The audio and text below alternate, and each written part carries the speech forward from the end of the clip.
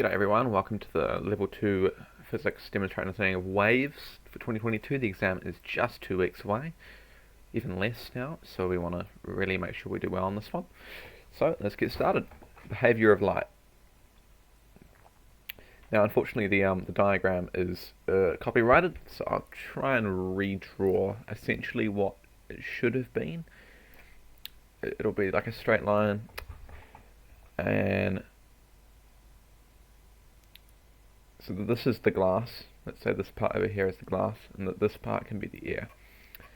The angle inside, the angle is 32. And so all we've got to work out is what this angle on the outside is. The diagram's a bit messy, it would look a lot better in the exam. But really all you need to do, look at your formula sheet, is and recognise that N1 sine theta 1 equals N2 sine theta 2. That is Snell's law. And plugging in the numbers, we're going from air into a glass block, so we're going to have 1 sine of theta, which we don't know, equals 1.52 sine 32. Take this over here. Therefore, theta equals the arc sine of this, which when you evaluate it in your calculator, you're going to get times sine 32, 0.805, hence theta equals sine inverse of that equals about 53.7 degrees. 53.7 degrees. Okay, so that's just Snell's law, and you plug it in. Sorry for the poor diagram, but in the exam you'd have a much clearer diagram. The light changes direction as it enters the block, so what happens to the speed of light as it enters the glass. Okay, so the speed of the light will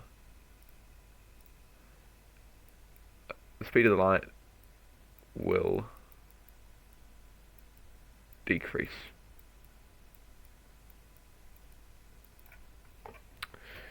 You might need, maybe you add a little bit more onto this. It's gonna decrease because the glass is more optically dense. You could say that because it has a higher refractive index. Calculate the speed of the light within the glass block. Now here you look at your formula sheet again, and it tells you that N1 divided by N2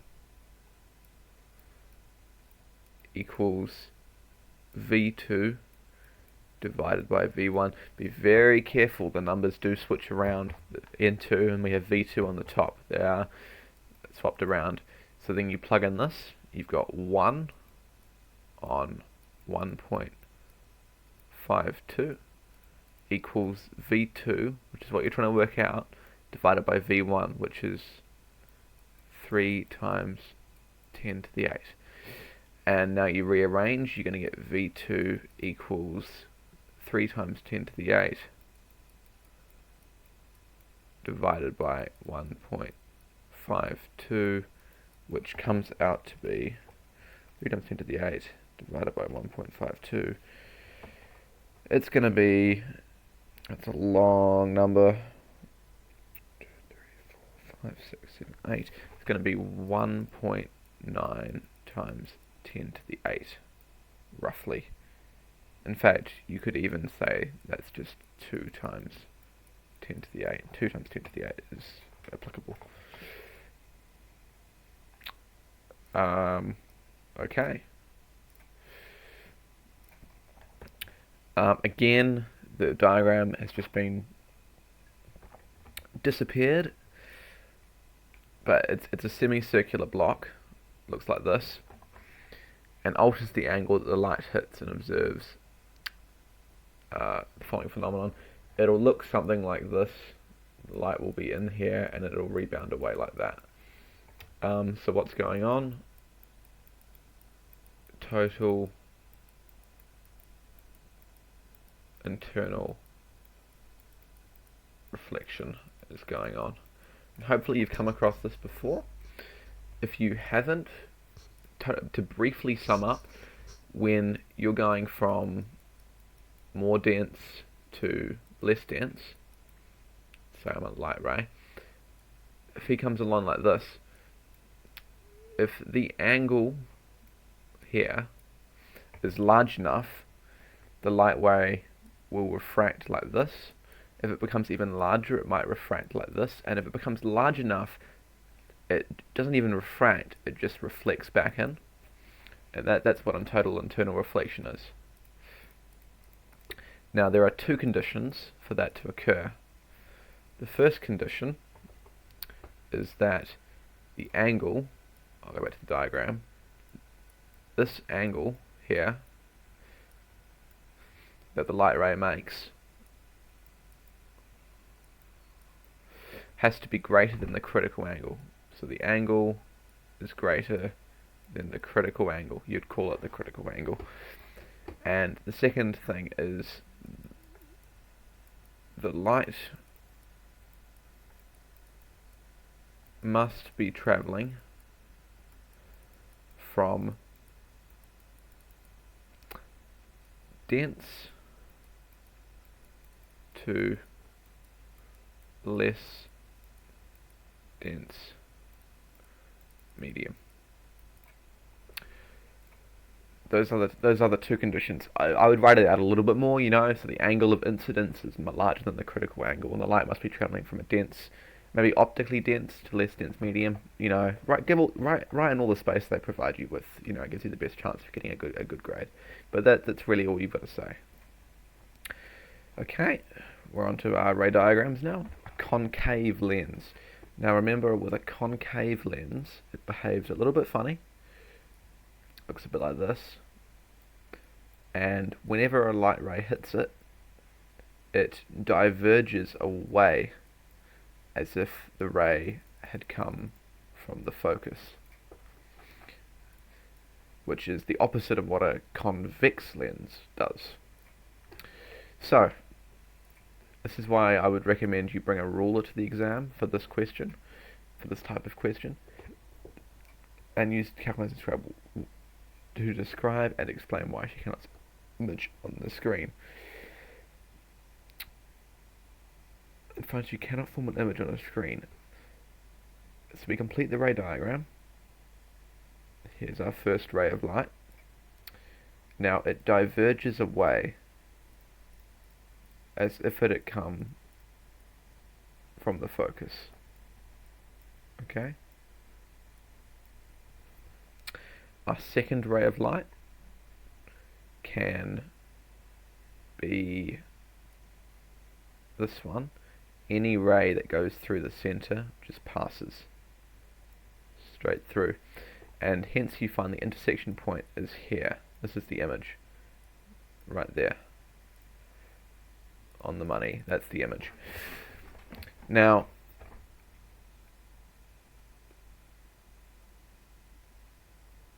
you're going to have to, it doesn't really state it, but you want to work out the image distance. And when you do that, you'll see that the it's actually negative, because the image is virtual.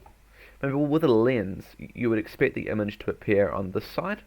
That's logical. If you look through a window, right, you see the things through the window. You don't see it in front, but in this case, you see it here. So it's a virtual image, and it's diminished and it's upright. Now you look at your thing.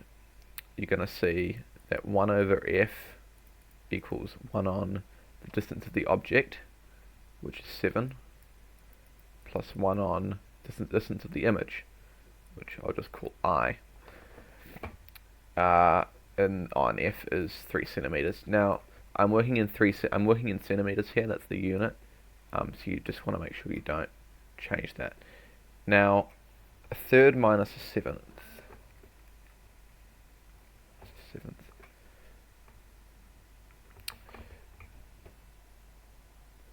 This is going to be a negative focal length, I think, with concave lenses, and hence you're going to get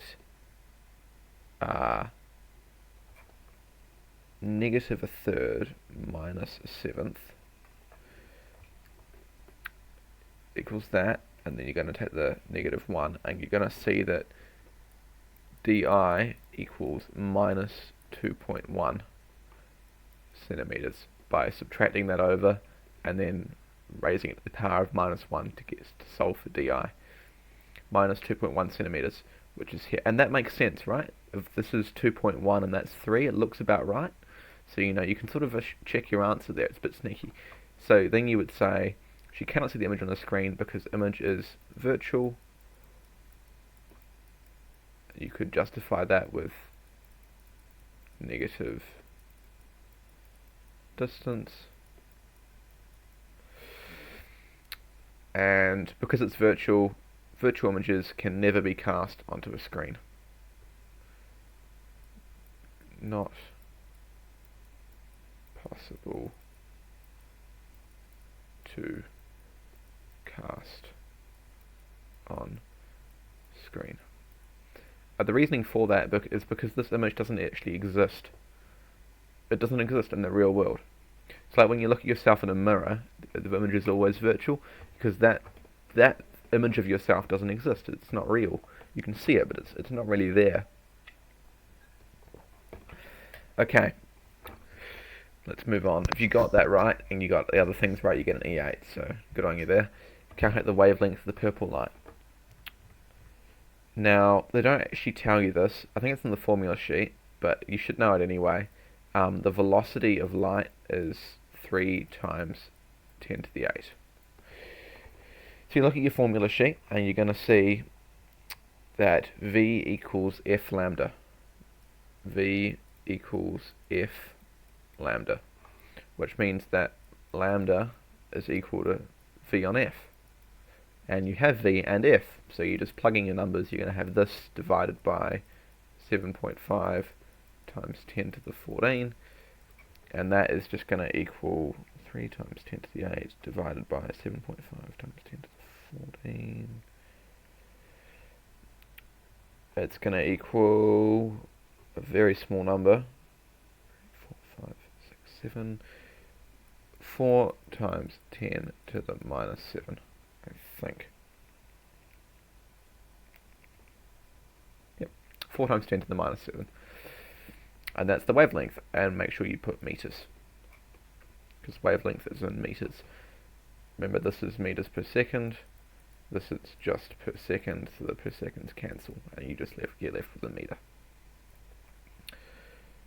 Now, she finds an online simulator. She's a 2 with the dive. Now, what you have to remember is that a very small gap, or a gap which is the same size as the wavelength, will produce a lot of diffraction. So you just have to show that this one has more diffraction. So to do that, you'd go like this.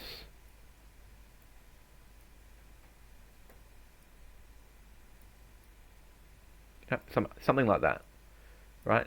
And then for this one, you might just show there's less diffraction, so you might just go like this. The important thing is the frequency does not change, so there should be the same gap. The wavelength doesn't change, so there should be the same sort of gap between the waves. This is a pretty poor drawing, but that's the idea, essentially. You showed less diffraction. There's still a bit, but there's just less. Complete a labeled wave diagram. Okay, so this is the classic antinodal question. I will go into depth into doing this, but in future lessons I will just briefly sum up what's going on, because there's a lot going on. But if you can remember this model answer, it is in every single exam, without doubt, and it's always worth excellence. So just always remember this. These two are going to both diffract, right? So this one is going to diffract. Okay, but then this one over here is also going to diffract, like this.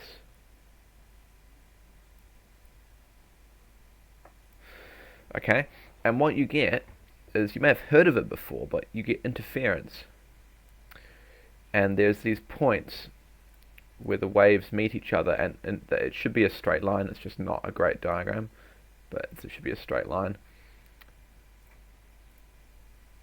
And along these points, where the two waves meet each other,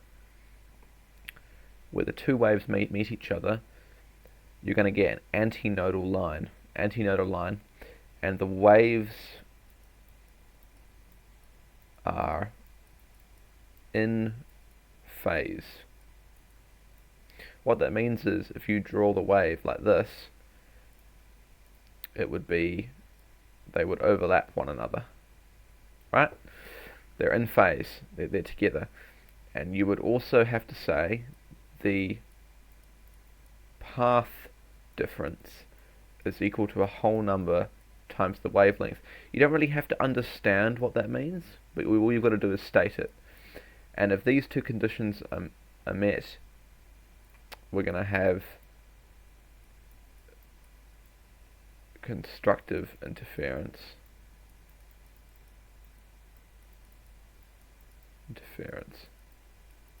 Constructive interference. And this will be where the light is brightest. So here, here, here, here, here, here, here, here, and then it dims away because, yeah. Now, where the waves are out of phase,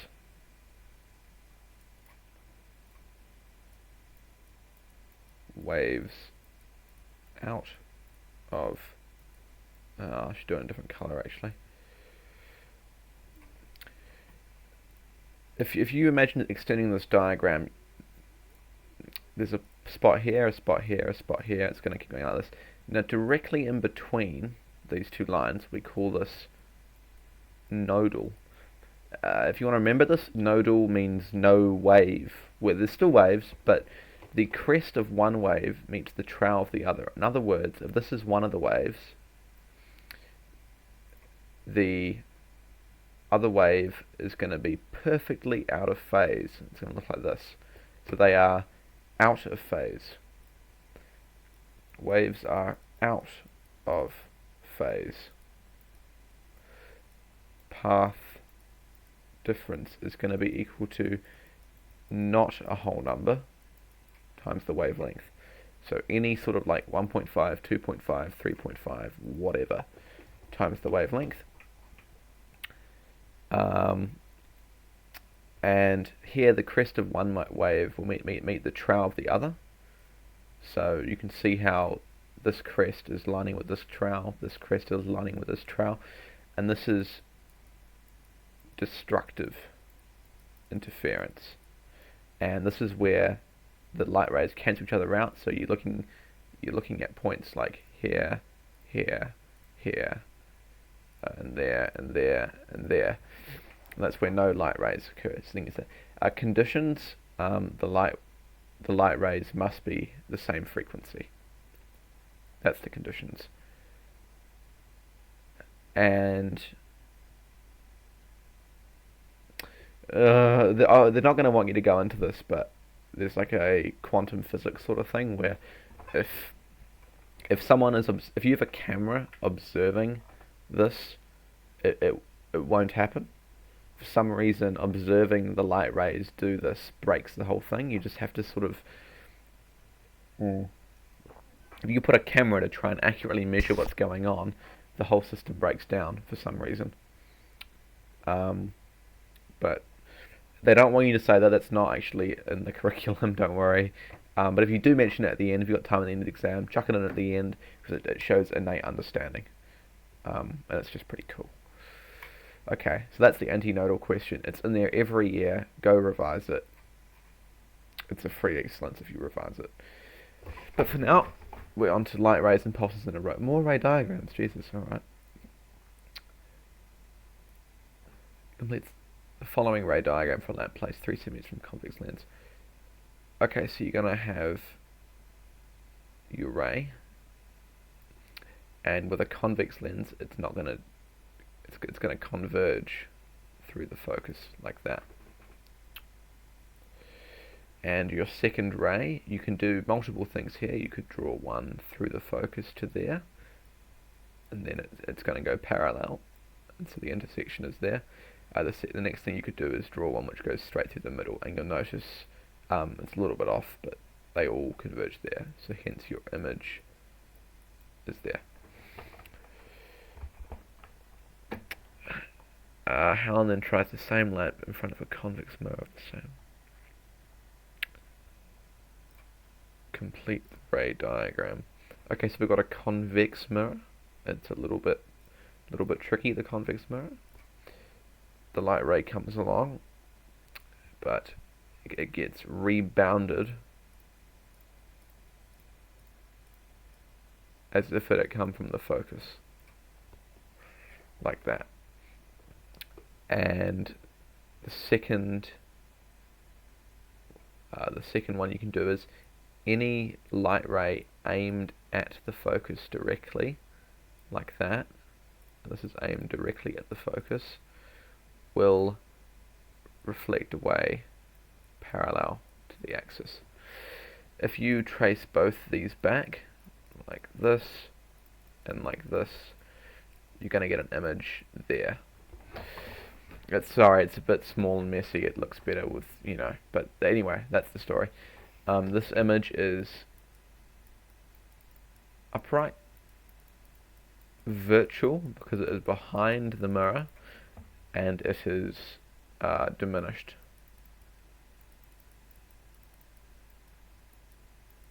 Diminished image. And convex mirrors always produce this. If you imagine moving this closer and further away, it doesn't matter. It's always going to be an upright virtual diminished image. To investigate. Okay, so I'm pretty sure I know how this one works, but if I get it wrong, just feel free to complain at me in the comments. It's fair enough. When you have a fixed end, it's going to rebound underneath. When you have a free end, it's going to rebound on top again. So all it's going to look like is this, and like that.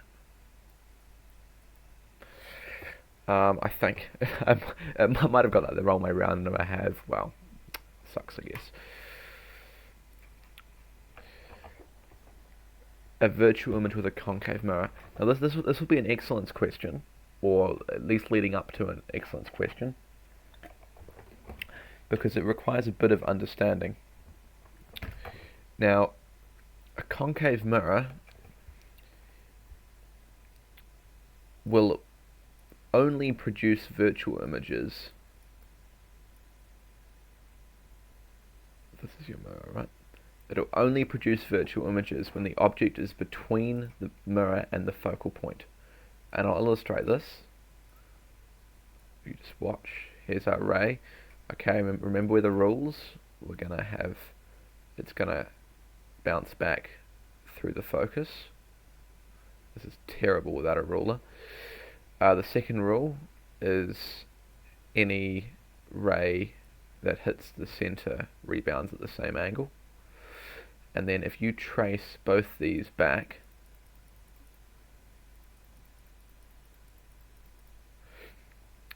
you're going to get an image up here. Sorry, that's terrible actually. I'm going to do a bigger scale one. If this is F, and this is your image, object, and this is your mirror, it's going to go like this, right?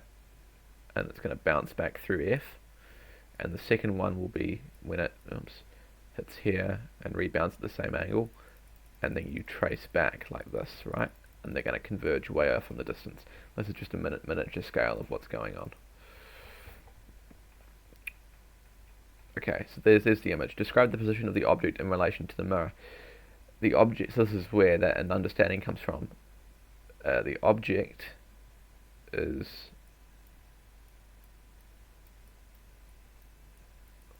the object is less than the focal length. That's about it generally. You can say that in words and just and maybe give a reason why. So this produces a magnified virtual image. Now, compare the similarities and differences, if any, with a virtual image formed by a convex mirror. I probably shouldn't have deleted that, but it's alright. I'm going to do two ray diagrams to show you this. Split this in half. The first one will just be the same as what I just did. So this is the focal point, this is your object, and this is a concave mirror. We go like this, and we pass back through there like that. The second one hits this, rebounds at the same angle. So we trace back, and we're meeting up there. So that will be a virtual upright magnified image. Okay. Now, a virtual image formed by a convex mirror. Now, every convex mirror produces a virtual image, but I'm going to show you what it looks like now. I did do it before, but I'm going to do it again. If we have, doesn't matter where the focal point is. So this is the focal point, and this is our object. It doesn't matter where F is. This won't change. Okay, focal point's there. That's F. Okay, remember when a convex mirror, the light will rebound as if it came from the virtual focus, like that. And the second rule is any ray aimed at the virtual focus, like that, will rebound parallel. And so the image will always fall between the focal length and here. And you can visualize what that is, because if you visualize this arrow, say it was moving backwards, and you kept moving it backwards, this arrow would remain unchanged, because it's always going to intersect there and always rebound away. But this would get shallower and shallower, and that would cause the image to get closer and closer to F, but it would never get there. So convex mirrors always produce upright, virtual, and diminished images. So then you compare, right? So you say, well, the concave mirror produces a magnified one, whilst convex produces diminished, and both produce upright images when virtual. And if you get all that, you get an E. Alright, that's waves. It's just make sure you revise this question, because the antinodal line question, the interference question, because it's in there every year. This interference pattern. Make sure you remember it. Make sure you remember your antinodal and your nodal lines, constructive and destructive interference, and path difference, and where crest meets trail, in phase, out of phase. Just go watch that part again, because that is so important you get that question right, because it's always in there, it's always worth E. You can get an E8 for that question if you get it right. Then you only need, say, 2 M6s and you've got E20. So you don't even need to get, the actual excellence. You need to get this right. You don't need to get this bit right. As long as you get the antinodal question right and you get merits and the rest, you're fine. You'll get excellence. Anyway, I'm going to do electricity as well. So